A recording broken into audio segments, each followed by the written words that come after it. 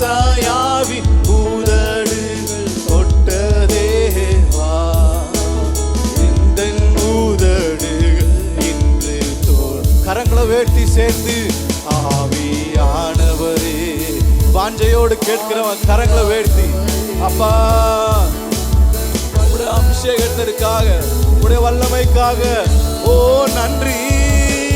ஆவியானவரே, ஆவியானவரே, உந்தன் அபிஷேகத்தால் நீரப்பூமையா.